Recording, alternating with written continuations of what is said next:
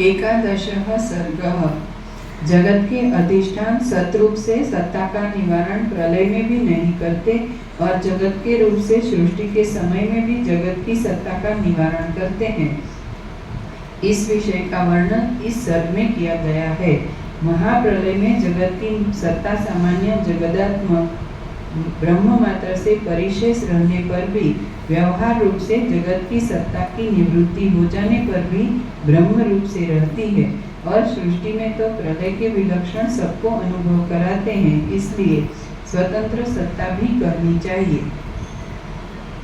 उस सत्ता से युक्त ब्रह्म से निवृत्त जगत अन्यत्र रहता है, यह संभावना है, क्योंकि सत का अभाव नहीं होता। तो जहाँ पर जगत रहता है उस परम स्थान का उपदेश कीजिए। इस आशय से श्री राम जी ने कहा, हे ब्रह्मन, ये अनेक प्रकार के 14 भुवन और उनमें देव, मनुष्य, असुर, तिर्यक, पशु पक्षी आदि अनंत विस्तार रूप, जिसका ऐसा भासुर रूप स्फुटतर दृश्य प्रत्यक्ष आदि से दृढ़ किया जगत जब नहीं है, तब महाप्रलय में किसके समान रहता है? श्री वशिष्ठ जी ने कहा, वंध्या का पुत्र अथवा आकाश का वन कहाँ से आता है, कैसा है, और कहो वह कहाँ जाता है? श्री राम जी ने कहा, वंध्या पुत्र और आकाश का वन नहीं होता है और न होगा, तथा उसमें प्रत्यक्ष योग्यता भी नहीं है, तो उसकी अस्थिता अथवा नास्तिता कैसे कह सकते हैं? क्योंकि जब पदार्थ की अस्थि अप्रसिद्ध है तो उसकी नास्तिता नहीं हो सकती, इसलिए दृष्टांत दाष्टान्त में विलक्षणता है। श्री वशिष्ठ जी ने कहा, जैसे वंध्यापुत्र एवं आकाश के वन कभी नहीं होते, उसी प्रकार जगत आदि संपूर्ण दृश्य की भी सत्ता कदापि नहीं है, अर्थात उसकी तीनों कालों में कहने वाली सत्ता नहीं है। जो आदि में उत्पन्न नहीं होता और न जिसका नाश होता है, उसकी उत्पत्ति कैसे हो सकती है और उसके नाश शब्द की क्या कथा है? श्री राम जी ने कहा, वंध्यापुत्र और आकाश के वृक्ष की कल्पना है, वह कल्पना जैसे उत्पत्ति और नाश वाली है, वैसे ही यह जगत विकल्प प्रत्यय के समान क्यों नहीं? क्योंकि अत्यंत असत वंध्यापुत्र आदि उपमान नहीं हो सकते। श्री वशिष्ठ जी ने कहा, विकल्प प्रत्यय की उपमानता होती है। यदि वह जगत के भीतर न होता तो जगत के भीतर होने से उसकी उपमानता असंभव है, इसलिए असत जगत का मेरा कहा हुआ वंध्यापुत्रादि दृष्टांत ही योग्य है। इस अभिप्राय से वशिष्ठ जी का मानना है कि तुल्य अर्थात उपमेय के इष्ट दृश्य से बहिर्भूत उपमान के अलाप से उपमेय पक्ष के पदार्थों के साथ उपमान का कथन अनन्वय अलंकार का जैसे कथन है, वैसे ही जगत की सत्ता अर्थात वंध्यापुत्र के सदृश है। अनन्वय अलंकार का उदाहरण गगनम गगनाकारम सागरः सागरोपमः, आकाश आकाश के और समुद्र समुद्र के सदृश है, अर्थात सागर और आकाश के सदृश कोई नहीं है, ऐसे ही जगत की दशा है। जैसे सुवर्ण के कड़े में सुवर्ण से पृथक कड़ापन, कड़े का गुण कुछ नहीं है, अर्थात कड़ा भी सोना ही है, बस सोने को कड़ा के रूप में बदल दिया गया है। ऐसे ही जगत की सत्ता पर ब्रह्म में है। पर ब्रह्म साथ में लिखी जाए, बस सोने को कड़ा के रूप में बदल दिया गया है, ऐसे ही जगत की सत्ता पर ब्रह्म में है, अर्थात ब्रह्म से पृथक उसका कोई अस्तित्व नहीं है। जैसे आकाश में शून्यता उसके भेद से नहीं है, वैसे ही प्रत्यक्ष से दृश्यमान भी यह जगत ब्रह्म में वास्तविक पृथक रूप से नहीं है, किंतु ब्रह्म रूप ही है। जैसे काजल से कृष्णता और हिम से शीतता को पृथक नहीं किया जा सकता, अर्थात परम पद से जगत को पृथक नहीं किया जा सकता। पृथक जगत कोई पदार्थ नहीं है। जिस प्रकार चंद्रमा और हिम से शीतलता कोई अलग पदार्थ नहीं है, उसी प्रकार यह सृष्टि ब्रह्म से भिन्न नहीं है। जैसे मरुस्थल की नदी में जल और दूसरे चंद्रमा में चंद्रत्व नहीं है, उसी प्रकार अमल ब्रह्म में प्रत्यक्ष जगत भी कोई पदार्थ नहीं है।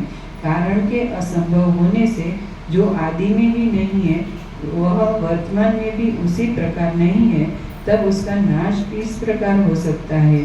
जैसे छाया का कारण घाम धूप नहीं हो सकता, उसी प्रकार पृथ्वी आदि जड़ वस्तु का कारणभूत, जैसे छाया का कारण घाम धूप नहीं हो सकता, उसी प्रकार पृथ्वी आदि जड़ वस्तु का कारणभूत की जड़ता से रहित चेतन ब्रह्म कैसे हो सकता है? क्योंकि कहीं भी अपने से विरुद्ध स्वभाव का परिणाम नहीं देखा जाता है। परिणाम की दृष्टि से टांच, परिणाम उसको कहते हैं जब एक पदार्थ बदलकर दूसरा हो जाए, जैसे दूध का दही, और विवर्त उसको कहते हैं जो पदार्थ वहाँ बना रहे और अज्ञान से दूसरा मालूम होता है, जैसे रस्सी में सांप। परिणाम की दृष्टि से यह जगत कुछ भी उदित नहीं प्राप्त हुआ, और विवर्त की दृष्टि से यद्यपि विरुद्ध पदार्थ के आरोप का संभव होता है, तथापि विवर्त अवस्था में वह कारण ही जगत रूप से स्थित है। यह जगत रूप कार्य की पृथक सत्ता नहीं है। यह अज्ञान ही जगत आकार में परिणत तब्दील होकर भान होता है। इससे अज्ञान ही जगत का परिणाम कारण हुआ, सो नहीं, किंतु वह अज्ञान संवित को ही जगत रूप से प्रकाशित करता है, क्योंकि स्वप्न में जो जगत दिखाई देता है वह संवित का ही विवर्त है। जैसे स्वप्न में अंतःकरण में ही संवित के विलास से जगत का भ्रम होता है, इसी प्रकार सृष्टि के आदि में ब्रह्म में ही इस जगत का भ्रम व्याप्त है। यह जगत जो कुछ दिखाई दे रहा है वह परमार्थ स्वभाव वाले आत्मा में स्थित है। यह कभी किंचित भी अस्त नहीं होता है।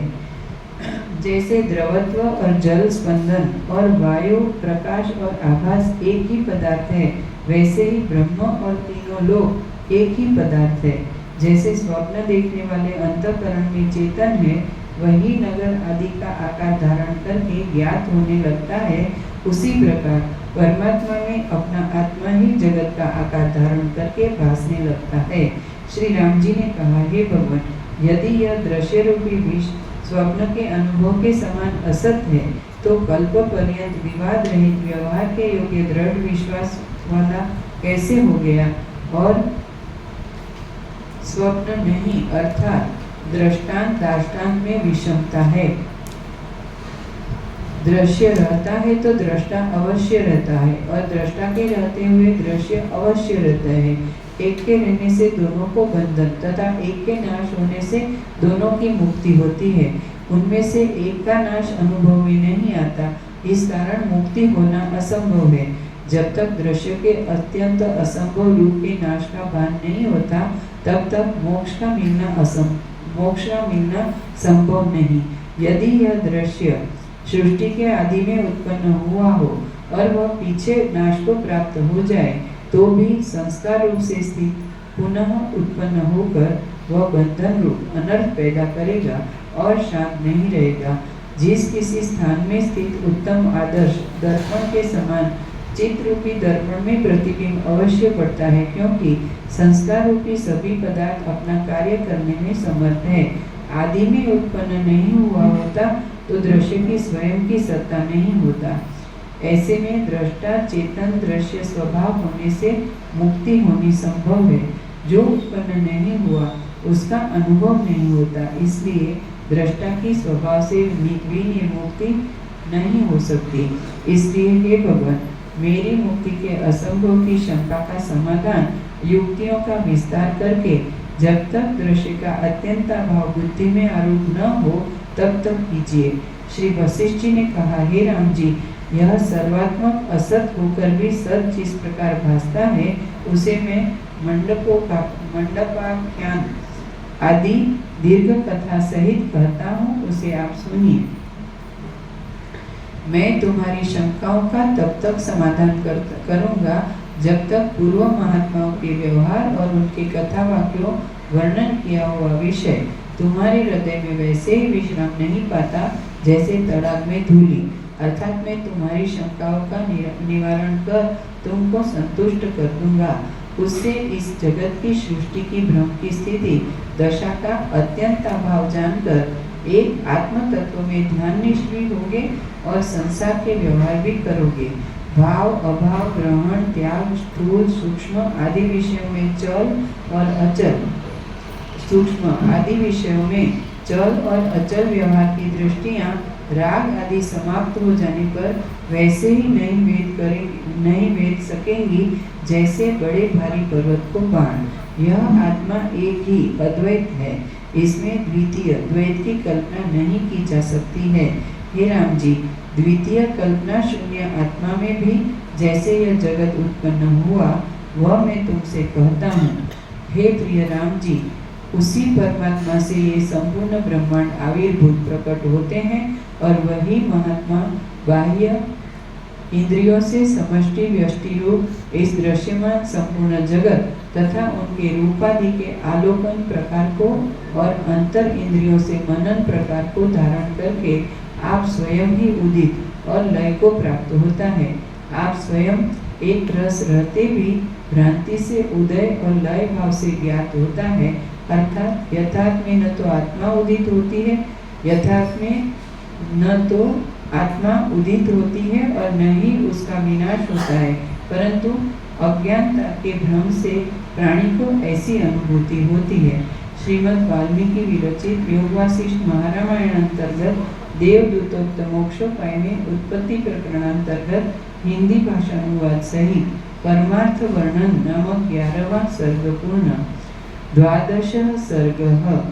अपवाद से सृष्टि का अत्यंत अभाव बतलाने के लिए उसी के अनुकूल सृष्टि और अध्यारोप का वर्णन इस सर्ग में किया गया है। श्री वशिष्ठ जी ने कहा, हे राम जी, इस परम शांत और परम पावन आत्मपद से जिस प्रकार यह विश्व प्रकट हुआ है उसको सावधान बुद्धि से सुनिए।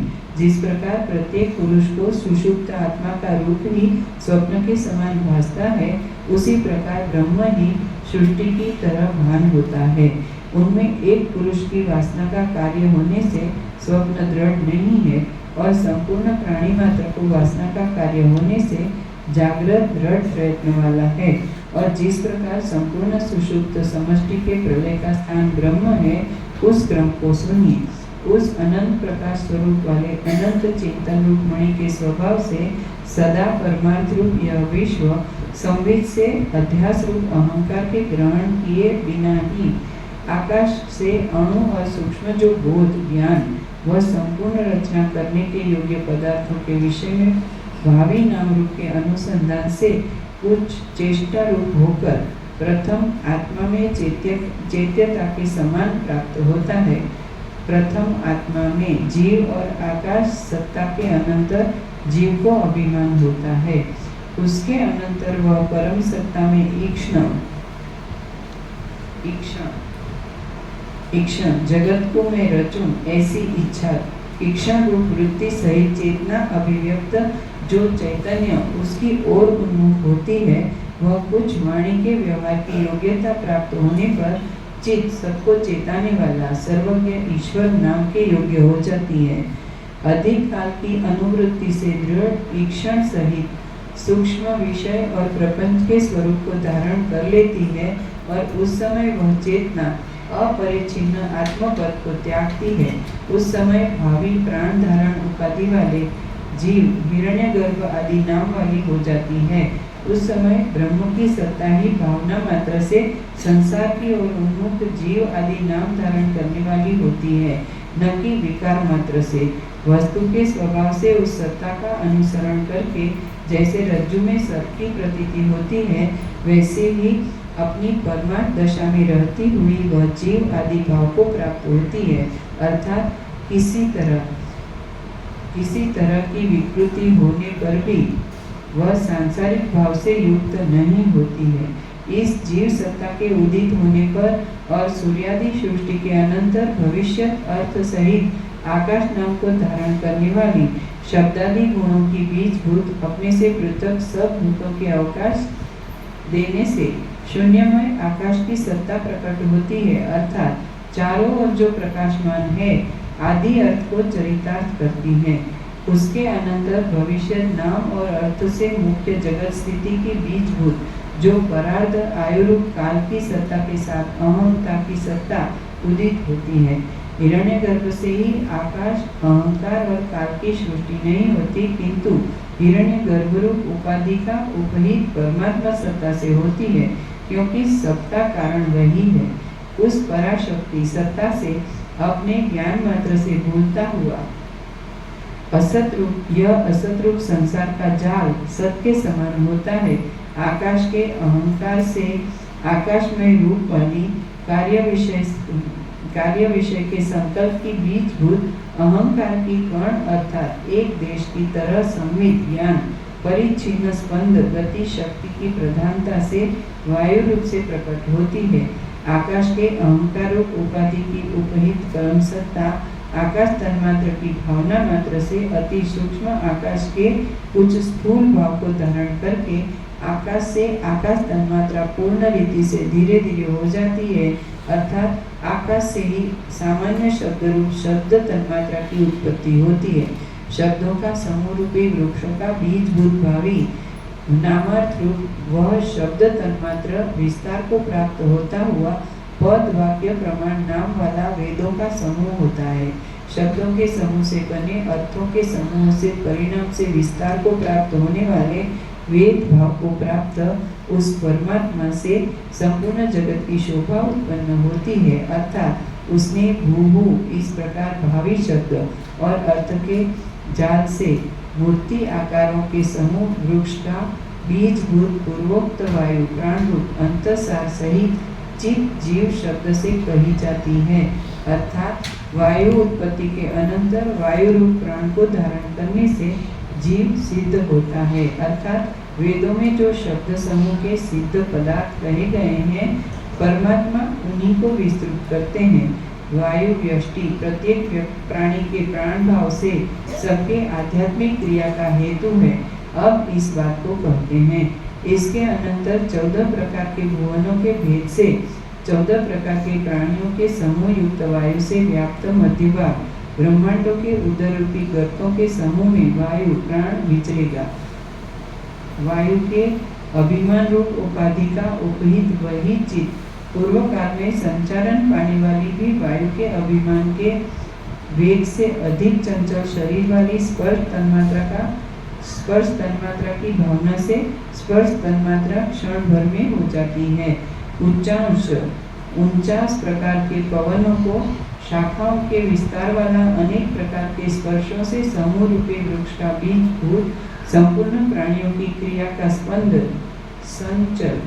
संचल उस स्पर्श तन्मात्रा से प्रचलित होगा। उसी चेतन में प्रकाश की भावना से प्रकाश पैदा होता है और भविष्य नाम और अर्थ का धारण करने वाली तेज तन्मात्रा है।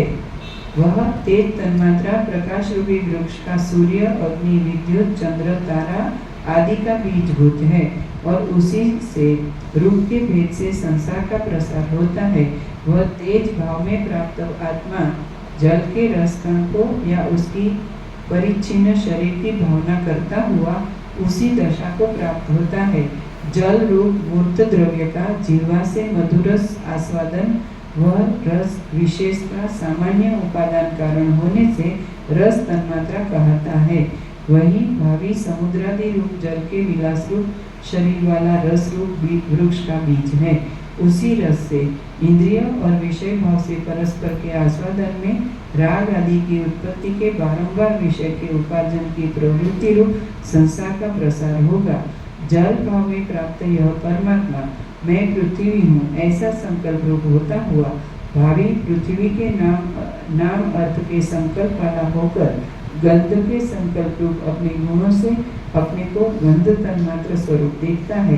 ज्योतिष शास्त्र प्रसिद्ध भावी भूगोल रूप से आकार रूप वृक्ष का वही गंध तन्मात्र भाव में प्राप्त परमात्मा बीज है और उसी सर्वाधार रूप परमात्मा में संपूर्ण संसार उत्पन्न होता है। पूर्वोक्त अहम भाव में प्राप्त चेतन से प्रेरित सब भूतों की तन्मात्रा परस्पर ब्रह्मांड के आकार से निरंतर स्वयं वैसे ही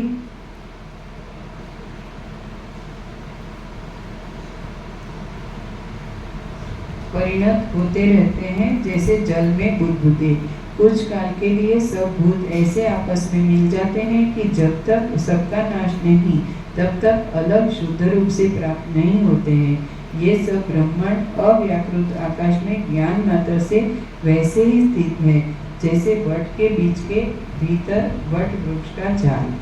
कदाचित यह कहो कि अति सूक्ष्म होने से अवकाश का अभाव होने पर तन्मात्रों में स्थूल जगत की स्थिति कैसे होती है, वह यथार्थ में स्थिति नहीं, किंतु माया से परमाणु के भीतर भी उत्पत्ति देखते हैं, अनेक शाखा रूप में प्रकट होते हैं।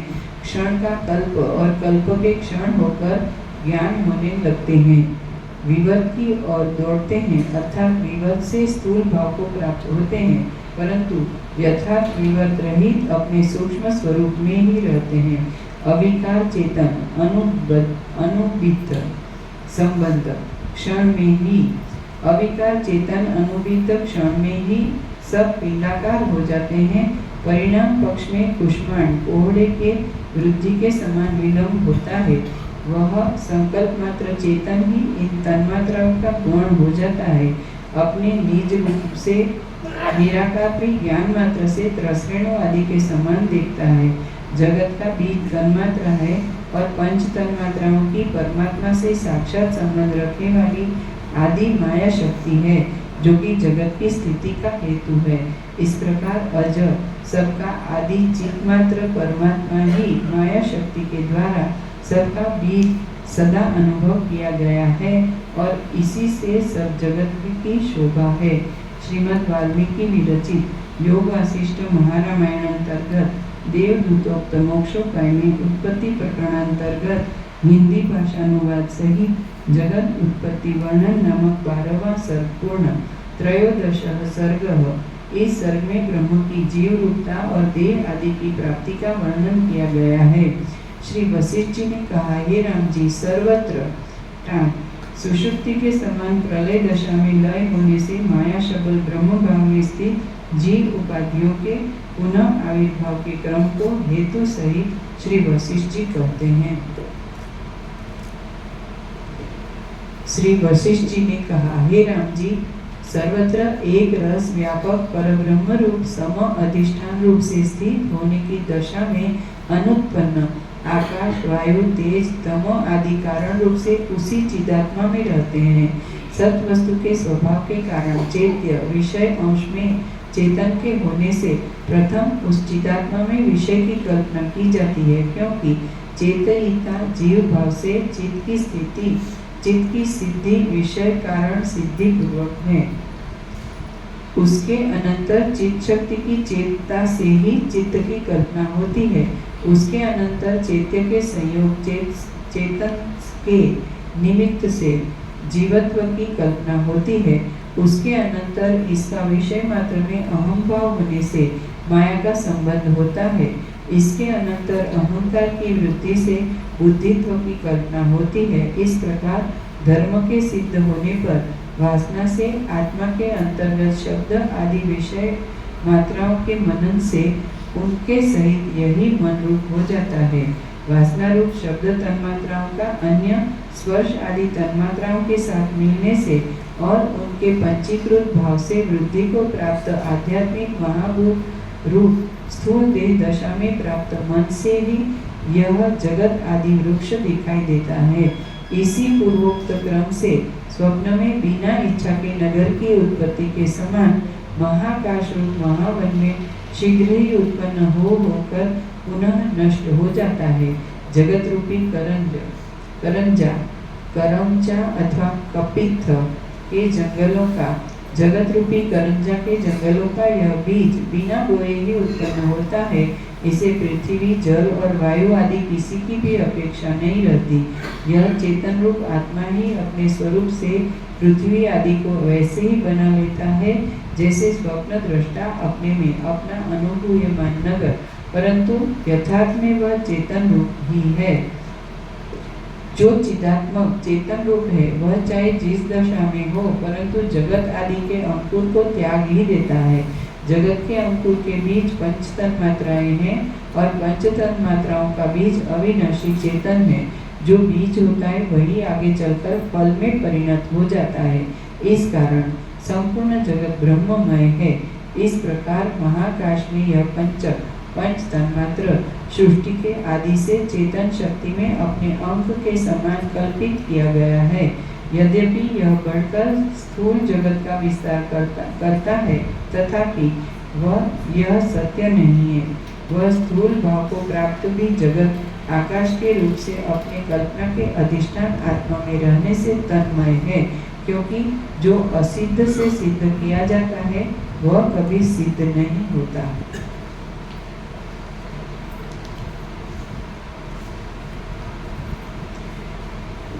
जिसका स्वरूप ही कल्पनामय है वह सत्य कैसे हो सकता है? यदि यह कहो कि पंच तन्मात्रा ब्रह्म में अध्यस्त है, इसलिए वह ब्रह्म है, न कि उसका कार्य। पंच स्थूल भूत जो पंच तन्मात्राओं का कार्य है वह भी ब्रह्म ही है, और वृद्धि को प्राप्त जो यह त्रिलोक है उसको भी ब्रह्मात्मक बुद्धि से उपादान कारण और कार्य का अभेद होने से ब्रह्म ही जानो। जैसे सृष्टि के आदि में यह पंच तन्मात्रा पूर्व काल में ब्रह्म रूप से प्रकट होता है, वैसे ही उत्तर काल में भी स्वयं कारणता को प्राप्त होकर स्थूल भूत हो जाता है। इस प्रकार परमार्थ में यह जगत कुछ भी नहीं उत्पन्न होता और न उस दशा में यह जगत समूह लक्षित होता है। ब्रह्म आकाश रूप परम प्रकाश रूप पराकाश आत्मा में असत रूप जीवाकाश असत स्वप्न नगर के समान भान होता है। इस प्रकार यथार्थ में परिच्छिन्न उपाधि वाले पृथ्वी आदि का असंभव होने से चेतन में अपने को शुद्ध रूप ही देखता है, और आकाश में गंधर्व नगर के समान उदित यह जीव अपना आत्मा ही कहा जाता है। इस प्रकार सामान्य अभिमान से ब्रह्म को समष्टि जीव भाव कहकर अब विशेष अभिमान से व्यष्टि अभिमान से देह पर्यंत अभेद आरोप का क्रम वर्णन करते हैं। हे राम जी, यह जीवाकाश कैसे शरीर को पाता है वह सुनो। उस परमेश्वर से कल्पित समष्टि जीवाकाश विस्तृत स्वरूप होने पर भी मैं अल्पतर स्फुलिंग के समान तेज का कण हूँ, ऐसी चिंता से जैसे आत्मा का अनुभव करता है, वैसे ही आत्माकाश में स्थूल भाव को प्राप्त होता है और उसी की भावना करता हुआ दृष्टा और दृश्य रूप से स्थित रहता है। स्वप्न में अपने मरण के ज्ञान के समान एक अद्वितीय होकर भी द्वैत भाव को प्राप्त होता है। उसके अनंतर अणु तेज के फलाभाव को त्याग कर तारा की सदृशता को प्राप्त होता हुआ कुछ स्थूल हो जाता है, और यही इसका भूत मात्रा सहित लिंग रूप है। यथा प्राप्त मात्राओं के अर्थ की वासना से और विश्वरूप होने से यह जीव तारा के सदृश ज्ञान होने से अर्थात मैं स्वयं वह हूँ ऐसा ज्ञान होने से वह ताराकार ही अपना आत्मा हो गया। पूर्वोक्त ताराकार लिंग शरीराकार और भावी स्थूल देह का आकार वह आत्मा चित्त की कल्पना वश वैसे ही धारण करता है जैसे चित्त की कल्पना से स्वप्न में अपने को पांथ राही देखता है। जैसे स्वप्न में उपाधि के अंतर्गत कल्पित आकाश में ब्रह्म भाव को त्याग कर ही चित्त विषयाकार हो जाता है, उसी प्रकार स्थूल देहाकार की भावना से स्थूल शरीर वाला हो जाता है। जैसे स्वप्न में उपाधि के अंतर्गत कल्पित आकाश में बाह्य भाव को त्याग कर ही चित्त विषयाकार हो जाता है, उसी प्रकार स्थूल देहाकार की भावना से स्थूल शरीर वाला हो जाता है। जैसे पर्वत बाहर रहता है फिर भी दर्पण में भीतर भान होता है, अर्थात उसका प्रतिबिंब दर्पण में झलकता है और सब स्थान में व्यवहार करने में समर्थ यह देह के भीतर उतने ही देश में व्यवहार घूमना तैरना करता है। जैसे दूर से श्रवण के योग्य भी वचन संदूक से भी बाहर नहीं जा सकते, अथवा जैसे स्वप्न अथवा संकल्प का ज्ञान दूसरे देह में स्वप्न आदि व्यवहार को देखता है, इसी प्रकार पूर्वोक्त सूक्ष्म लिंग सदृश उपाधि में अपना स्वरूप मानकर लिंग शरीर में ही वासनामय देह आदि व्यवहार अनुभव करता है। इस वासनामय देह आदि व्यवहार दृष्टि से बुद्धि एवं चित्त आदि का परिणाम होने से बुद्धि चित्तादि रूप और कर्मा दृष्टि से सच्चित आनंद रूप को अपने लिंग शरीर के अंतर्गत ही मैं देखूं, ऐसी वासना भावना से आकाश में देखने जाता है। उसके अनंतर जिन दो छिद्रों से बाह्य पदार्थों को देखता है वे दो नेत्र के नाम से बोधित होते हैं।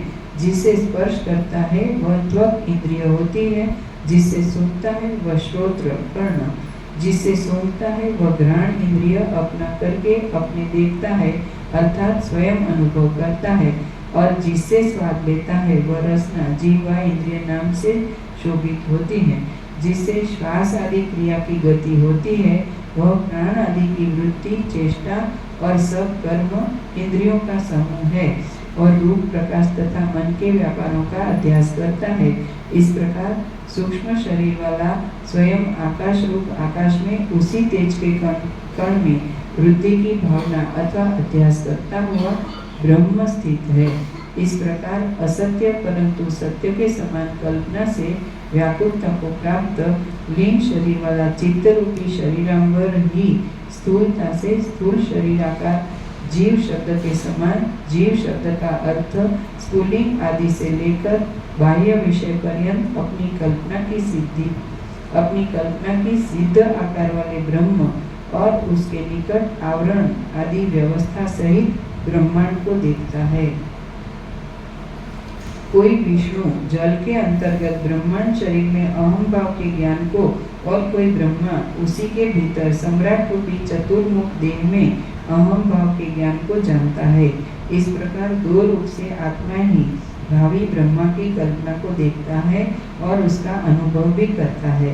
आत्मा रूप से इष्ट चित्त रूपी निमित्त से ही अपने संकल्प के अनुसार अपने निवास गर्भगृह को और देश काल क्रिया तथा द्रव्य की कल्पना के ज्ञान की भावना करता हुआ सूक्ष्म शरीर वाला और नाम तथा अर्थों का बनाने वाला यह ईश्वर कल्पित नामों से उन अर्थों को और अपने आत्मा को इस असत्य जगत के भ्रम में बांधता है। स्वप्न में आकाश के उड़ने के समान यह असत्य ही भान होता है। इस प्रकार उत्पत्ति रहित यह स्वयं ब्रह्मा अपने आप ही प्रकट हुआ है। सूक्ष्म शरीरधारी यह प्रजापति सबका आदि प्रभु है। ब्रह्मांड आकारधारी इस ब्रह्म के पूर्ण होने पर भी न कुछ पूर्ण हुआ, न उत्पन्न हुआ और न परमार्थ दृष्टि से कुछ दिखाई देता है। वह आकाश रूप अनंत ब्रह्माकाश ही स्थित है। यह वर्तमान भी संकल्प नगर के समान असत्य है, किंतु बिना बनाया रंग रंगने के पदार्थ द्रव्य रहित चित्र के समान स्थित है। आंतरिक प्रयत्न से न किया गया है और न अनुभूत है तथा न सत्य है, किंतु सत्य के समान प्रकट भान होता है, क्योंकि महाकल्प में ब्रह्मा आदि भी सब निसंदेह मुक्त हो जाते हैं। अतः यह सिद्ध हुआ कि इससे अदृष्ट संस्कार आदि भी जीवों की अथवा जगत की उत्पत्ति में कारण नहीं है। ब्रह्मा के मुक्त होने के कारण उनकी पूर्वकल्प की स्मृति भी नहीं हो सकती। इस हेतु से जैसे स्वयंभू ब्रह्मा है वैसा ही उनसे उत्पन्न जगत भी है। जिस प्रकार स्वप्न आदि में साक्षी से वेद्य पृथ्वी आदि का अनुभव जागृत होने पर मिथ्या हो जाता है, उसी प्रकार पृथ्वी आदि की सृष्टि के विषय में जो साक्षी से वेद्य अनुभव है वह मिथ्या होने से उससे उत्पन्न होने वाला संस्कार भी मिथ्या है। इसलिए स्मरण में रहने वाले अति बीते हुए पदार्थ के समान शून्य मात्र ब्रह्मा जैसे स्थित है वैसे यह जगत भी है। जैसे जिस जिस देश और काल में द्रवत्व का भेद नहीं होता, उसी प्रकार जैसे जिस जिस देश और काल में द्रवत्व का भेद नहीं होता, उसी प्रकार जहाँ जहाँ यह सृष्टि ही परमात्मा में है वह उससे भिन्न नहीं है। यह सृष्टि ही प्रौढ़ वृत्ति को प्राप्त ज्ञात होती है और यह परमात्मा तो जगत की विषमता से शून्य एक रस स्थित है। इसी रीति से निर्मल आकाश चिदाकाश रूप भी यह ब्रह्मांड के नाम से ज्ञात होता है। इसी प्रकार शांत रूप यह दृश्य का आत्मा से निर्मित विलास मात्र है। आधार और आधेय रहित व्यवहार के अभाव से व्यावर्त्य के अभाव के कारण एकत्व संख्या से भी वर्जित अद्वैत सिद्ध है, और जगत का भ्रम उत्पन्न होने पर भी उसमें कुछ भी परमार्थ दृष्टि से उत्पन्न नहीं हुआ। चारों ओर से शून्य पदार्थों के अभाव से चारों ओर से शून्य स्वच्छ रूप परमाकाश ही स्थित है, जिसमें संपूर्ण संसार का भाव नहीं है वही स्थित है। उस परमात्मा में न आधे है, न आधार है, न दृश्य है, न दृष्टा है। न ब्रह्मांड और स्थापनीय जगत के अभाव से मोह मदांध वैतंडिकवादी भी कहीं नहीं। न जगत न यह जगती पृथ्वी है, संपूर्ण शांत रूप से स्थित है। इस प्रकार ब्रह्म ही अपने आत्मा से आत्मा में शोभित हो रहा है। चित्त और आत्मा में वैसे ही भेद नहीं है जैसे द्रवत्व और जल में। यह असत ज्ञान होता है और सत के समान अनुभूत होता है। जैसे स्वप्न में अपना मरण जागृत अवस्था में आने पर नष्ट हो जाता है, वैसे ही अंत में यह जगत अपने स्वरूप से नष्ट हो जाता है, अथवा अधिष्ठान दृष्टि से यह अपना स्वरूप होने से कल्याण स्वरूप सतरूप ही अखंडित अनादि आकाश को भी अवकाश देने वाला ज्ञान मात्र है। ब्रह्म स्वरूप में प्रजाओं का ईश स्वयंभू रूप ही है, जो सम एक रस परमात्मा है। वही ब्रह्मा आदि का रूप धारण करके प्रसिद्ध होता है, क्योंकि वह ब्रह्मा मनोमय शरीर वाला है, न कि पांच भौतिक। इसलिए ब्रह्मा के संकल्प मात्र होने से पृथ्वी आदि ऐसे सत नहीं है जैसे अनुत्पन्न शशश्रुम खरगोश की सिंह। श्रीमद् वाल्मीकि विरचित योग वासिष्ठ महारामायण अंतर्गत देवदूतोक्त मोक्षोपाय में उत्पत्ति प्रकरणांतर्गत हिंदी भाषानुवाद सहित स्वयंभू उत्पत्ति वर्णन नामक 13वां सर्ग पूर्ण। चतुर्दशः सर्गः पूर्वोक्त जीव भाव के वर्णन में परिच्छेद सीमा रूप इयत्ता कारण आदि संशयों की युक्ति से निराकरण खंडन करके शेष बाकी ब्रह्म के साथ एकता का वर्णन इस सर्ग में किया गया है। श्री वशिष्ठ जी ने कहा, इस प्रकार जगत के अहंता आदि दृश्य समूह कुछ नहीं है। अनुत्पन्न होने से उसकी सत्ता कुछ है ही नहीं। जो कुछ है वह परमात्मा ही है। सृष्टि के आदि में परम आकाश पर ब्रह्म ही स्वयं जीव भाव का अनुभव वैसे ही करता है जैसे शांत समुद्र रूपी गर्त में जल स्पंदता को, किंचित संचलन भाव को, आकाश रूप को न त्यागती हुई अनंतर की संकल्पात्मिका चित्त की वृत्ति वक्ष्यमाण विराट उपाधि विषय में प्रीति पात्रता का वैसे ही अनुभव करती है जैसे स्वप्न और संकल्प के पर्वत आदि में। पृथ्वी आदि से रहित जो महान विराट शरीर है वह केवल मनोमय चिन्मात्र निर्मल आकाशमय है।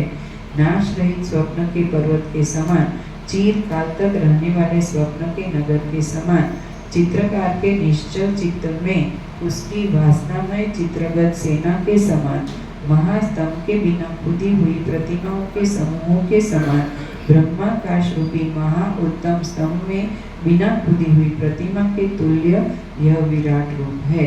आद्य प्रजापति सबसे पूर्व स्वयंभू इस नाम से प्रसिद्ध जो ब्रह्मा है, वे भी पूर्व जन्म के अपने कर्मों के अभाव से कारण रहित ही है।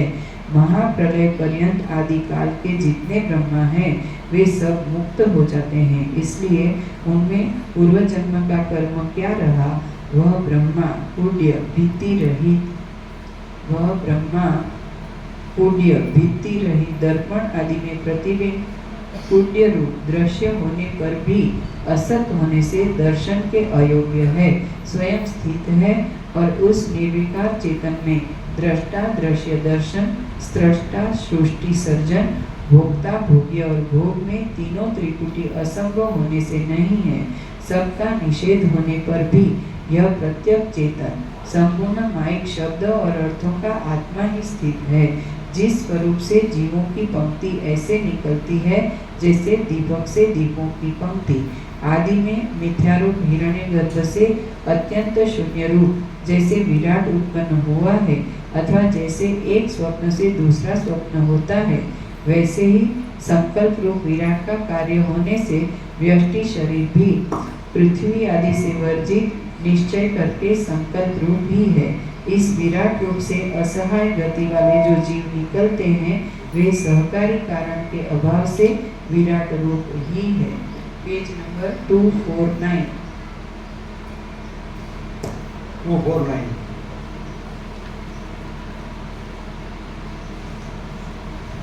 कहाँ है? ऊपर से ऊपर से एकदम ऊपर से। हाँ 249।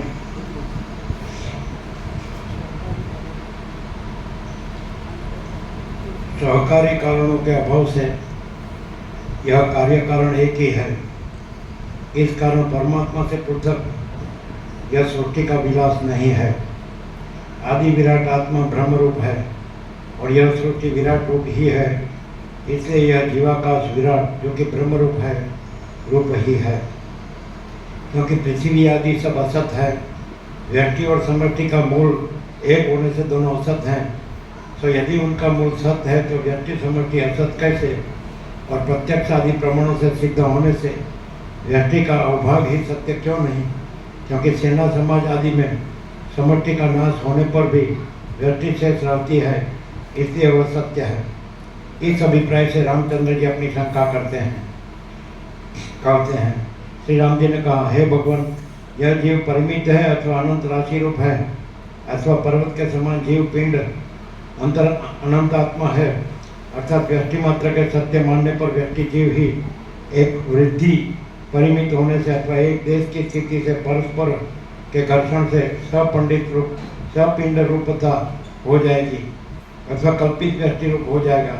क्योंकि मेघ से वृष्टि की धारा के समान, समुद्र से जलकण के समान और तप्त लोह से स्फुलिंग अग्निकण के समान परमात्मा से जीव निकलते हैं, यह संभावना नहीं कर सकते। वशिष्ठ उवाच। नहीं, वो आएगा कंटिन्यू नेक्स्ट पैराग्राफ, वो संस्कृत में है। नीचे ये हे भगवान करके, हाँ, वो आगे चालू है। वो राम जी का ही वो राम जी का ही कहना है। वही लेने का, हे हाँ, भगवान, ये बात वही लेने का। हिंदी में आएगा फिर। हे भगवान, यह जीवों के जाल का निश्चय मुझसे कहिए। प्रायः मैंने इसको जान लिया है। विशेष जानने की इच्छा से आपसे प्रश्न है, तो वही आप प्रकट कीजिए। मुख्य प्रयोजन ब्रह्म के साथ एकत्व सिद्धि के लिए एक अधिष्ठान। सुनाई देता है सबको? साफ सुनाई देता है? पीछे तक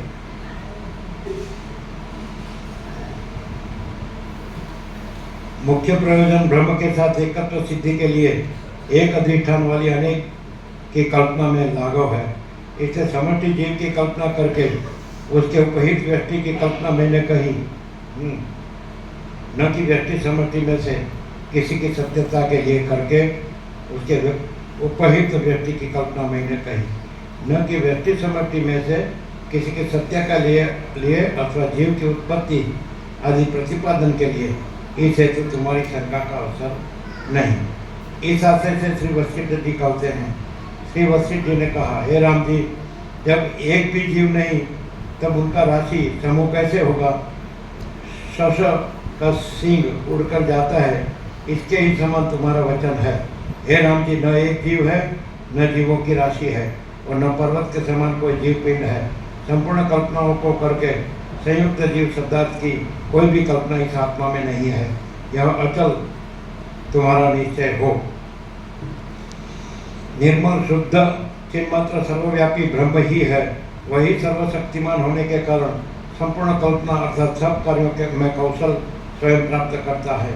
उन संकल्प वृत्तियों के अनुसार प्राप्त उसी प्रकार चित्त के आभासों के क्रमों के अनुसारी चित्त के अभावों से वे प्रवेश के निमित्त से उसी मूर्तिमान और अमूर्तिमान कौशल से प्रकट हो वैसे ही देखता है। जैसे लता अपने को प्रथम कली सहित अनंत अच्छी तरह प्रफुल्ल देखती है। जीव बुद्धि क्रिया स्वप्न किंचित चलन मन द्वैत्व और एकत्व आदि के रूप में भी तथा प्रकाश करती हुई उस निज रूप अपनी चेतन सत्ता को भी वही ब्रह्म जानता है। वह अपनी चेतन सत्ता जब तक नहीं जानी जाती तभी तक जीव आदि रूप से ज्ञात होती और जानने से ब्रह्म रूप ही हो जाती है। उसका अबोध अज्ञान आत्मज्ञान से नष्ट हो जाता है और पूर्ण नहीं प्रबुद्ध होता अर्थात पूर्ण विदित नहीं होता। जैसे दीपक से देखने पर अंधकार नष्ट हो जाता है और यह तत्व नहीं जाना जाता कि वह कहाँ गया अर्थात अंधकार का मूल कहाँ गया। इसका बोध नहीं होता है। उसी प्रकार अज्ञान भी ज्ञान से नष्ट हो जाता है, परंतु वो अज्ञान कैसे और कहाँ गया यह तत्व नहीं ज्ञात होता। इस प्रकार जीवात्मा निरंतर भेद रहित सर्वशक्तिमान अनादि एवं महाचित ब्रह्म ही है। सर्वत्र अपरिच्छिन्न रूप होने से कहीं भेद कल्पना नहीं है। जो कुछ है वह भी उसका अनुभव मात्र है। श्री राम जी ने कहा, हे भगवान, समष्टि और व्यष्टि जीवों में अभेद मानने से महाजीव के साथ एकता के कारण एक जीव की इच्छा से संपूर्ण जगत के जीव युक्त क्यों नहीं हो जाते? अर्थात एक जीव जो इच्छा करता है वैसी इच्छा सबकी क्यों नहीं होती? श्री वशिष्ठ जी ने कहा, हे राम जी, निरंतर व्यक्ति के विभाग से शून्य सर्वशक्तिमान जिस प्रकार जगत की व्यवस्था सिद्ध हो, वैसी इच्छा वाला सदा सबसे सत्य संकल्प वाला मैं ही हूँ। इस इच्छा सहित महाजीवात्मक ब्रह्म ही स्थित है। वह महात्मा जो इच्छा करता है उसके लिए शीघ्र वह वैसा ही हो जाता है। प्रथम उसने जैसा सत्य संकल्प अथवा अन्य की इच्छा का निरोध जैसा इष्ट है वैसा ही व्यक्ति विभाग उदित होता है। इसके अनंतर व्यक्ति से विभाग किए हुए अपने कल्पित अंशभूत जीवों के अर्थ इस क्रिया से यह जैसे दंड और चक्र पर भ्रमण करने से घट कार्य हो न कि संकल्प मात्र से, ऐसा नियम उसने कल्पित किया।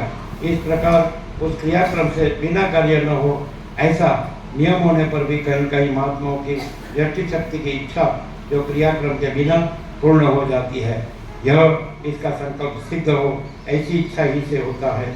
यह नियम अजात ब्रह्म की शक्ति से कल्पित किया गया है। जिस जीव की शक्ति की इच्छा से कार्य का फल होता है वह प्रधान शक्ति के नियम के अनुष्ठान बिना नहीं होता।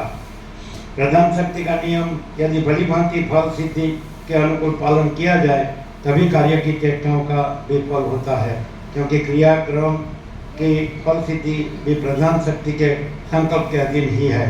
इस प्रकार ब्रह्म ही महाजीव समष्टि और व्यक्ति दोनों कोटि वाला होता है और वह अंत आदि दोनों से शून्य है।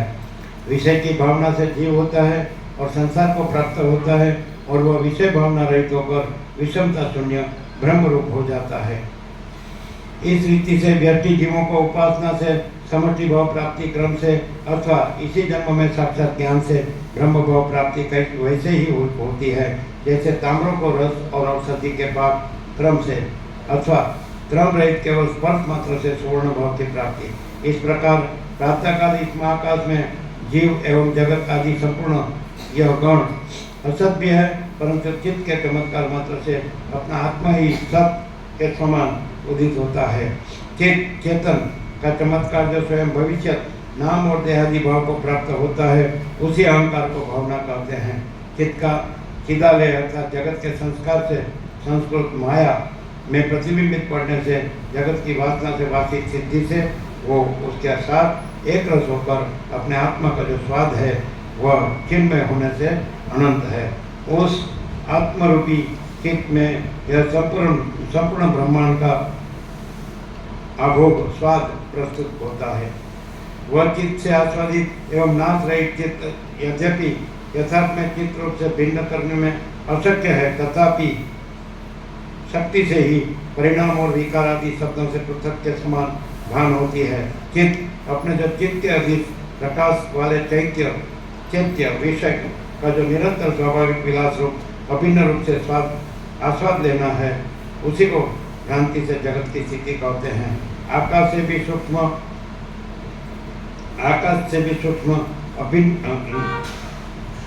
अभिन्न रूप से आस्वाद देता है उसी को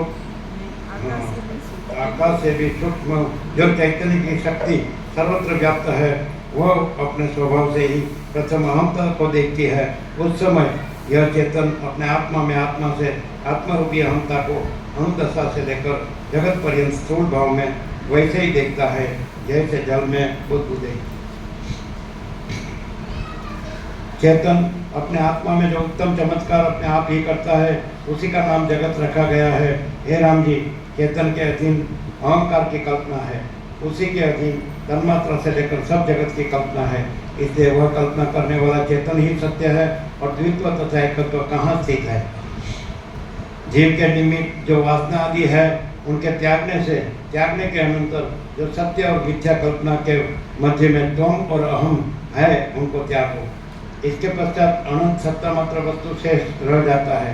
जैसे मेघ के नष्ट हो जाने पर आकाश की निर्मल सत्ता यथावत रहती है, वैसे ज्ञान के दृश्य से मिली हुई कल्पित सत्ता का नाश होने पर चेतन की आदि में जो सत्ता थी वह क्यों उदित होती रहती है। इसलिए यह निश्चय करते हैं कि सत्ता मात्र सत्य है। चेतन का चमत्कार मात्र होने से मन की चेष्टा मात्र जो जगत है वह आकाश रूप है, और इंद्रियां तथा उनके अधिष्ठातृ देवताओं का जो साकार और स्थूल स्थान है वह भी शून्य मात्र है और कुछ नहीं। साकार जल आदि में भी यह बात देखी गई है कि जो जिसका कार्य होता है उससे वह कदापि भिन्न नहीं हो सकता। जैसे जल से तरंग, तब भला निराकार चेतन के कार्य में भेद को कैसे माना जा सकता है। सर्वव्यापक, विषय रहित, नाम शून्य, नित्य शुद्ध चेतन का जो रूप है वही रूप चित्त विलास रूपी जगत का होता है। मन, बुद्धि, चित्त, अहंकार, पंचभूत, पर्वत तथा 10 दिशाएं जगत की स्थिति, ये जो रचनाएं हैं वे सब चित्त रूप ही है। चित्त का चित्व धर्म है, उसी को जगत जानो। चित्त का धर्म को जगत से रहित नहीं माना जा सकता है। यदि चित्त जगत रहित हो तो वह चित्त अचित भी हो जाए। ज्ञान मात्र से उनमें भेद है और जगत चेतन से भिन्न कहाँ, क्योंकि उसे चित्त के अस्तित्व से ही सब भिन्न भिन्न हो रहे हैं, अर्थात सत्ता धारण कर रहे हैं। प्रतीतित्व रूप से जगत चित्त धर्म से एक है। चित्त को सत्स्वरूप कहा गया है। मृत्युष्णा ब्रह्म का बीज अधिष्ठान रूप जो चित्त चेतन है उसका अपने लिए ही जो अपने में चमत्कार है वही जीव और उसके उपाधि भूत तन्मात्र जगत रूप में स्थित है। चित्त का जो चित्त से अहंकार शक्ति का स्फुरण है वही प्राण क्रिया वाला जीव शब्द का वाच्य होगा। यद्यपि चित्त का चित्त विलास नीच विकारभूत अहंकार आदि से पृथक करने योग्य और अपने से रचने योग्य जीव आदि नाम से प्रसिद्ध है, तथापि वह सब मिथ्या होने से न वह चेतन से भिन्न है और न यथार्थ में वह है। चित्त और स्पंद रूपी जो कर्ता और क्रिया है उनमें भेद नहीं होता है। चित्त प्रधान अहंकार का नाम करता है और स्पंद प्रधान प्राण का नाम क्रिया, और ये दोनों मिलकर पुरुष अथवा जीव कहलाते हैं। इसी प्रकार चित्त का परिस्पंद ही जीव, वही चित्त और जीव का उपाधिभूत मन ही देश तथा चिन्हों के भेद से इंद्रियों का रूप होकर नाना प्रकार की सत्ता को प्राप्त होता है। क्योंकि तुच्छ कार्य कारण स्वभाव वाला जगत पूर्वोक्त रीति से चित्त प्रकाश की छटा है, इसलिए संपूर्ण विशेषों से शांत रहित प्रत्येक आत्मा से कुछ पृथक नहीं है। यह आत्मा शस्त्र आदि से छेदन करने, अग्नि से जलाने, जल से गीला करने और आतप से सुखाने के योग्य नहीं, किंतु यह आत्मा मैं नित्य सर्वव्यापक स्थाणु के समान अचल हूँ, यह सिद्धांत है। इस आत्मा के विषय में अपने भ्रम के अनुसार वादी लोग विवाद करें तथा स्वयं भ्रम में पड़े और दूसरों को भी भ्रम में डालें, परंतु हम लोग तो भ्रम से शून्य हैं। अज्ञानियों का मानना है कि जब साकार सत्य रूप से आरूढ़ होता है तब उसकी बुद्धि में विकार आदि द्वैत पृथक रूप से भासता है, परंतु ज्ञानी की दृष्टि में जब निराकार सदात्मक जगत अपने आत्मा ही में भासता है तो द्वैत की प्रतीति नहीं होती। चित्त रूपी वृक्ष में चैत्य विषय रूपी रस की आसक्ति से चित्त चेतन रूपी वसंत की लक्ष्मी काल आदि नाम वाली अपनी लता को अव्याकृत आकाश अथवा ऊर्ध्व देश में विस्तार करता है। यह चेतन छिद्र रहित होकर भी आप ही सर्वप्रथम आकाश की कल्पना से छिद्र सहित होने के कारण ब्रह्मांड रूप से स्फुरता है। उसके अनंतर आपकी यह चित्त अंडजात्मक रूप से शुद्धात्मा वायु रूप से स्फुरता है। उसके अनंतर वक्ष्यमान तेज की उत्पत्ति के पश्चात बिना तड़ाक आदि के ही स्वयं जल होकर प्रकट होता है। अनंतर अपने आप ही वह यह चेतन उत्तम स्वर्ण आदि धातु से पृथ्वी रूप से स्फुरता है। आप ही यह चेतन श्रेष्ठ देवता असुर तथा मनुष्य आदि शरीर भी बन जाता है। जगत को तृप्त करने वाले अनेक प्रकार के विचित्र पृथ्वी आदि के रसों के उल्लास सहित यह चित्त चंद्रमा की चंद्रिका रूप से अपने आप ही उदित हो रही है और यह चित्त स्वयं महान तेज प्रकाश रूप से भी प्रकट हो रही है।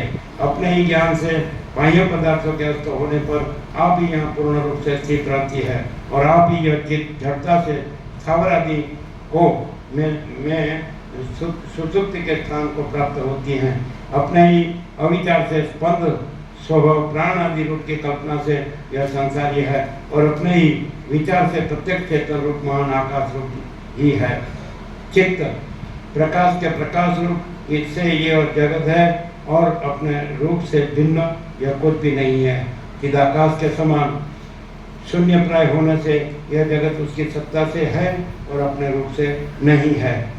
चित्त महाकाश रूप के साथ एक होने से यह जगत है और अपने रूप से नहीं है। चित्त रूपी वायु के परिस्पंद रूप होने से जगत है और अपने रूप से कुछ नहीं है तथा चित्त रूपी घन काला अंधकार रूप होने से जगत है और अपने रूप से नहीं है। चित्त रूपी सूर्य के प्रकाश सहित दिवस रूप होने से जगत है और अपने रूप से नहीं है। और यह जगत का क्रम ऐसा है जैसे तेल के जलने पर काजल मात्र शेष रहता है, उसी प्रकार जगत का बाध होने से शुद्ध चिन्ह मात्र शेष रह जाता है। चित्त रूपी अग्नि की उष्णता ही जगत की संज्ञा है। शंख शुक्लता आदि जगत चित्त है। जगत में पर्वत की कठिनता चित्त रूपी है। जल में द्रवता रूप जगत चित्त है। संपूर्ण दिशाओं में मधुरता रूप जगत है। दुग्ध में कितना बना रूपी जगत चित्त है। तुषार हिम में शीतलता रूपी जगत चित्त है। अग्नि की ज्वाला का ज्वलन रूपी जगत चित्त है। सरसों में भी तेल रूपी जगत चित्त है। नदी आदि में तरंग रूपी जगत चित्त है। शहद मधु में मधुरता रूप जगत है। स्वर्ण अंगद आदि जगत चित्त है। पुष्पों में सुगंधता रूप जगत चित्त है और लता तथा फल आदि भी चित्त का शरीर है। अर्थात चित्त की सत्ता के अधीन नहीं, जगत की अधीन ही जगत की सत्ता है। इस चित्त रूप आत्मा में भेद विकार आदि प्रतीत होते हुए भी वैसा चित्त सत्य नहीं है जैसे आकाश में नीलता। इस प्रकार असत भी यह तीनों लोग परंतु उक्त रीति से सन्मय होने से सत्य है। कल्पित सत्ता और निरूपित सत्ता के अधिष्ठान में एकता है अर्थात भेद नहीं है। इसलिए जगत की सत्ता ब्रह्म से पृथक कोई पदार्थ नहीं, निरवयव तथा सावयव शब्दार्थ सशस्त्रों के समान कल्पित है। इससे निराकार में एकता कैसे, यह मत परास्त हुआ। इस परमात्मा के स्वरूप में पर्वत, समुद्र, पृथ्वी, नदी तथा इन सब के स्वामी सहित यह जगत नहीं है और जिन्होंने अनुभव का अपलाप मिथ्यापन करने के लिए ऐसी कल्पना की है उनको धिक्कार है। एक चित्त मात्र होने से उसमें अवयव आदि का प्रसंग कहाँ। पाषाण के समान स्थूल अथवा छिद्र रहित होने पर भी अपने आकाश स्वरूप में चित्त स्वच्छ ही है। जैसे स्फटिक की शिला नगर आदि के प्रतिबिंब को धारण करती है, वैसे ही यह चित्त भी मिथ्याभूत संपूर्ण प्रपंच को अपने स्वरूप के भीतर धारण करती है। क्योंकि संपूर्ण पदार्थों का अधिष्ठान चिदाकाश में उत्पन्न असंग स्वभाव भूताकाश भी यह स्थूल कार्यों का संबंध नहीं, तो चिदाकाश में सत्ता असत्ता आदि परस्पर संबंध कैसे हो सकता है। चित्त अपने स्वभाव से अन्य तथा अनन्य रूप जगत को वैसे ही धारण करती है जैसे पत्र, पत्ता, नस और रेखा आदि अवयवों को। संपूर्ण कारणों के आदि कारण ब्रह्मा जी है। ब्रह्मा पितामह चित्त के कार्य मनोरथ संबंधी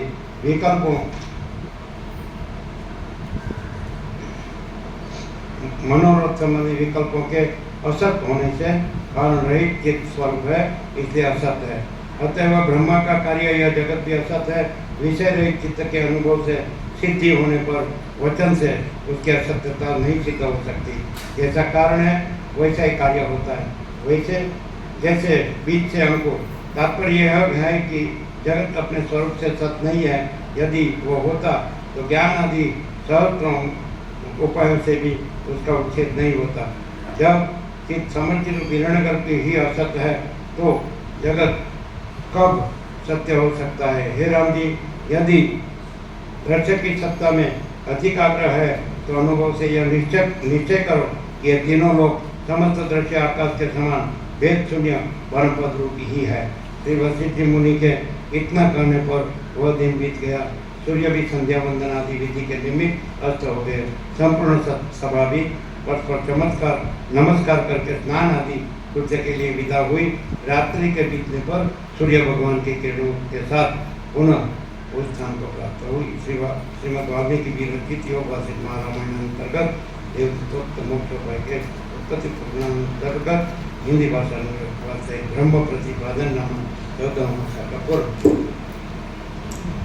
क्या हुआ? नहीं, कितना है? एक सब पाँच आप लेते हैं?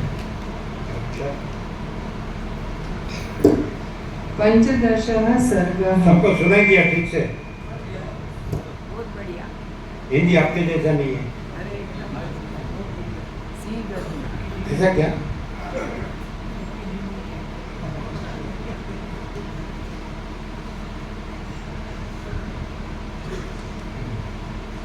ब्रह्म केसरी गर्जना। अनेक दृष्टांतों और युक्तियों के समूह से पूर्वोक्त पदार्थ का निश्चय कराते हुए विस्तृत मंडपाख्यान का आरंभ मुनि वशिष्ठ जी इस सर्ग में करते हैं। श्री वशिष्ठ जी ने कहा, यह जगत चिदाकाश रूप ही है। भेद रूप होने से इसका ज्ञान वैसे ही होता है जैसे निर्मल आकाश में मोतियों का समूह। जैसे यह जगत चिदाकाश रूप है, इस विषय में दृष्टांत सुनिए। चित्रूप स्तंभ खंबे में बिना खुदी हुई यह त्रिलोक रूपी प्रतिमा खुदी हुई के समान प्रतीत होती है। निर्विकार असंग चेतन में खोदना असंभव होने से इसका खोदने वाला कोई नहीं है। जैसे स्वभाव से भिन्न न होने पर भी समुद्र में जल का संचलन और तरंगों के वेग होते हैं, ऐसे ही परब्रह्म में जगत की प्रतीति होती है।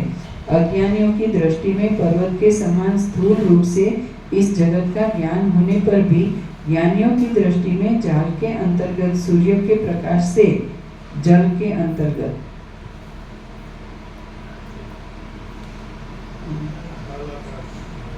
जल, हाँ, अज्ञानियों की दृष्टि में पर्वत के समान स्थूल रूप से इस जगत का ज्ञान होने पर भी ज्ञानियों की दृष्टि में जल के अंतर्गत सूर्य के प्रकाश से जालाकार सूक्ष्म रज और मृग तृष्णा के जल से भी अति तुच्छ है।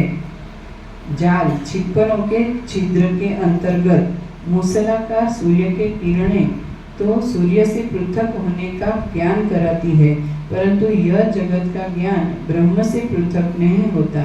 स्वप्न और संकल्प के समान आकाश रूप ये पृथ्वी आदि अनुभव में आते भी हैं, परंतु यथार्थ में यह सत्य नहीं है। मरुस्थल की नदी में जल के समान ज्ञान और आकाश रूप इस जगत में साकारता को स्वीकार करना कहीं भी संभव नहीं है। संकल्प के नगर के समान आकार रहित इस जगत में भ्रांति रूप वाली यह दृश्यता वैसे ही प्रतीत होती है जैसे मरुस्थल में नदी।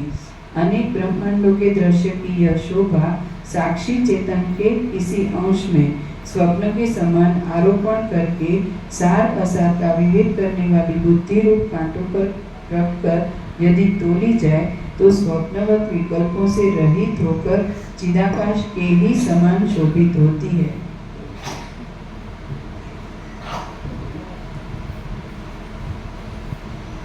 लिखो।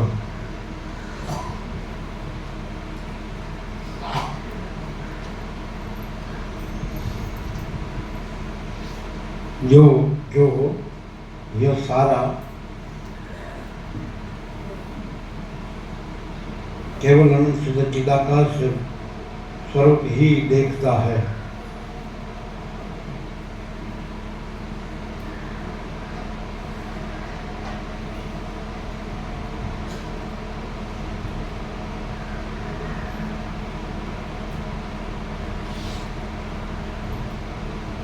उसमें कोई भेद का आकार नहीं देखता।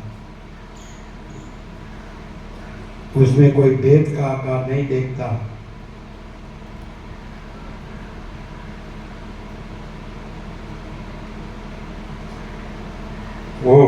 केवल अनंत शुद्ध चिदाकाश स्वरूप ही है।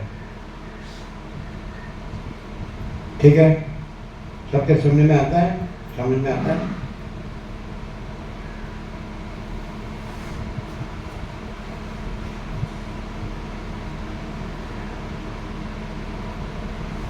बोलो।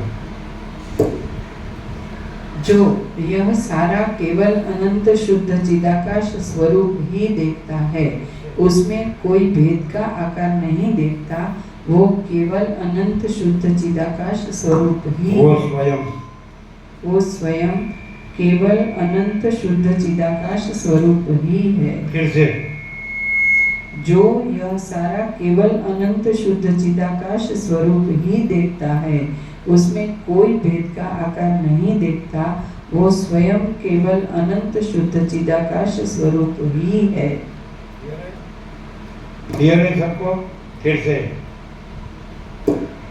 जो यह सारा केवल अनंत शुद्ध चिदाकाश स्वरूप ही देखता है, उसमें कोई भेद का आकार नहीं देखता, वो स्वयं केवल अनंत शुद्ध चिदाकाश स्वरूप ही है।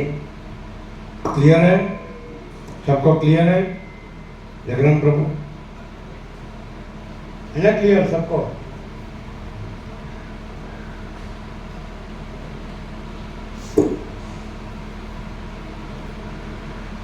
अनेक ब्रह्मांडों के दृश्य की यह शोभा साक्षी चेतन के किसी अंश में स्वप्न के समान आरोपण करके सार असार का विवेक करने वाले बुद्धि रूप कांटों पर रखकर यदि तोली जाए तो स्वप्नवत विकल्पों से रहित होकर चिदाकाश के ही समान शोभित होती हैं। अज्ञानियों को जगत का शब्दार्थ भिन्न प्रतीत होता है। यथार्थ में जगत और ब्रह्म शब्दार्थ में कोई भेद नहीं है। तत्वज्ञानियों को जगत में साक्षी चेतन का ज्ञान वैसे ही होता है जैसे शून्य आकाश में सूर्य का प्रकाश, और साक्षी चेतन में जगत का ज्ञान वैसे ही होता है जैसे वृष्टिजनक मल्हार नामक राग में संकल्प का मेघ। जैसे जगत उत्तम नगर की अपेक्षा स्वप्न का नगर स्वच्छ है, जैसे जगत उत्तम नगर की अपेक्षा स्वप्न का नगर स्वच्छ है, वैसे ही स्वप्न और संकल्प के जगत की अपेक्षा यह जागृत जगत प्रत्यय भी सूक्ष्म है। इसलिए आकाश रूप इस जगत चित्रूप ही है और अर्थ शून्य आकाश तथा जगत शब्द पर्याय एकार्थवाची है। इन दोनों को तुम चिन्मय जानो। इसलिए यह जगत आदि दृश्य कुछ भी उत्पन्न नहीं हुआ, नाम रूप रहित जैसा चित्रूप है वैसा ही स्थित है। इस पूर्वोक्त रीति से मायाकाश में यह जगत आवरण रहित चिदाकाश ही है। चिदाकाश के अणुमात्र अति अल्प देश को भी जब यह पूर्ण नहीं कर सकता तो ब्रह्म चेतन मात्र में जगत कैसे पूर्ण हो सकता है। इस प्रकार चिदाकाश रूप आकार से वर्जित आकाशमय चित्र यह जगत स्वप्न के नगर के समान स्थित है। इस विषय में कर्ण के भूषण इस मंडपाख्यान को सुनिए, जिससे कि आपके चित्त में यह विषय निसंदेह बैठ जाएगा। यदि केवल अनंत शुद्ध चिदाकाश स्वरूप में किसी भी प्रकार के भेदभाव से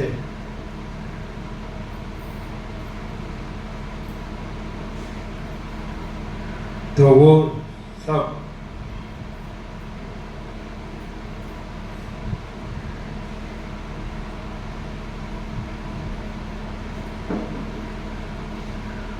संसार असत असार दुख मिथ्या नाशवंत स्वप्न जैसा मृत्यु के जल जैसा ही है।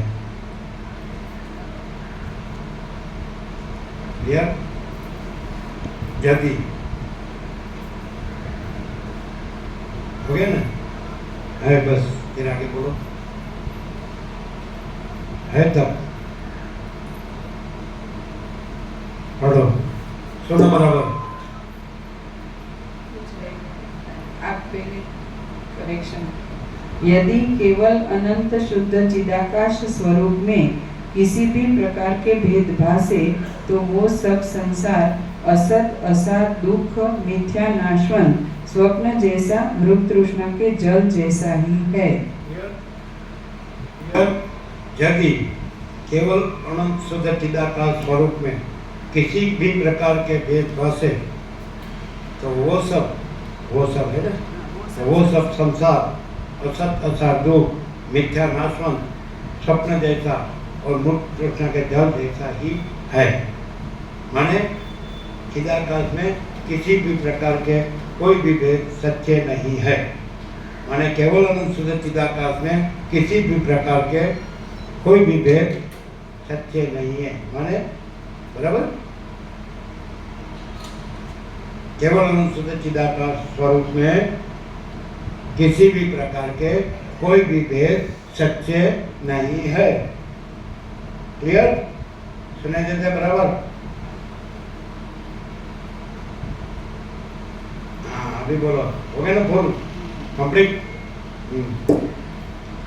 यदि केवल अनंत शुद्ध चिदाकाश स्वरूप में किसी भी प्रकार के भेदभाव से तो वो सब संसार असत, असार, दुख, मिथ्या, नाशवंत, स्वप्न जैसा और मृग तृष्णा के जल जैसा ही है।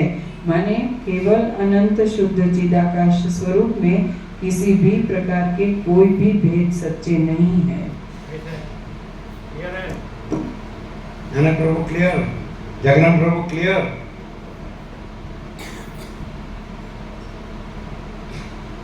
और सब क्या ना?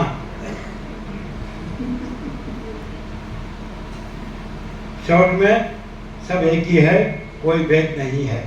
क्लियर?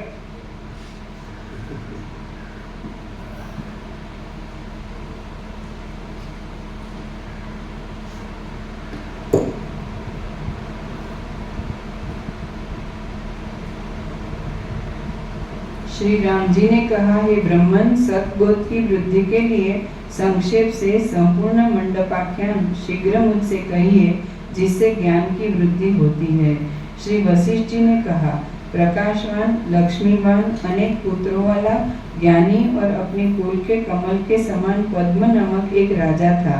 वह राजा वर्णाश्रम की तथा द्वीपों की मर्यादा पालन करने में समुद्र के समान शत्रु रूपी अंधकार का नाश करने के लिए सूर्य, स्त्री रूपिणी कुमुदिनी के लिए चंद्रिका युक्त दोष रूपी तृण के लिए अग्नि,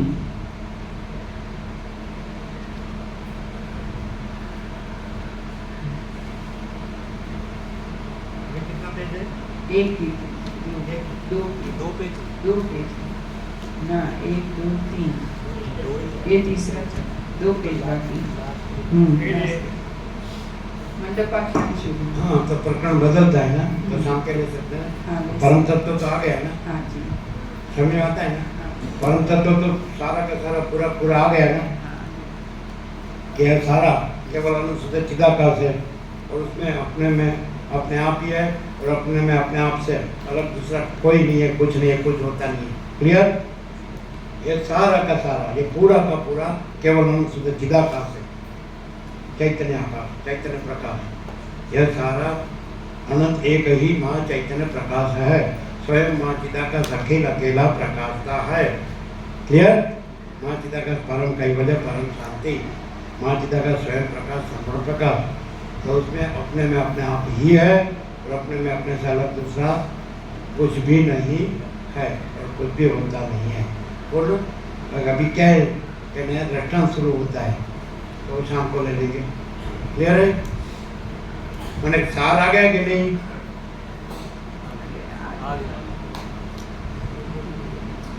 जैसे आकाश आकाश ही है, वैसे चिदाकाश चिदाकाश ही है। जैसे महासागर ही है, वैसे चिदाकाश चिदाकाश ही है। जैसे सूर्य प्रकाश ही है, वैसे चिदाकाश चिदाकाश ही है। क्लियर? दूसरा नहीं है, दूसरा होता नहीं है। अच्छा, अभी जो नए आए हैं उसको वतन दे दो, सब बुक ले लो, सब बुक ले लो, और जो नए आए हैं उसको वतन दे दो। वतन देगी नहीं इधर? हाँ, जो नए आए हैं उसको दे दो और सब बुक ले लो।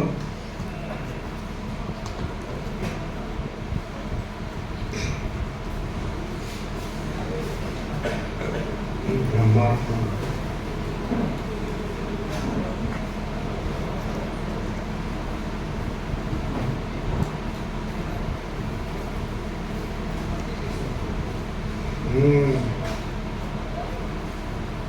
बोलो क्या है?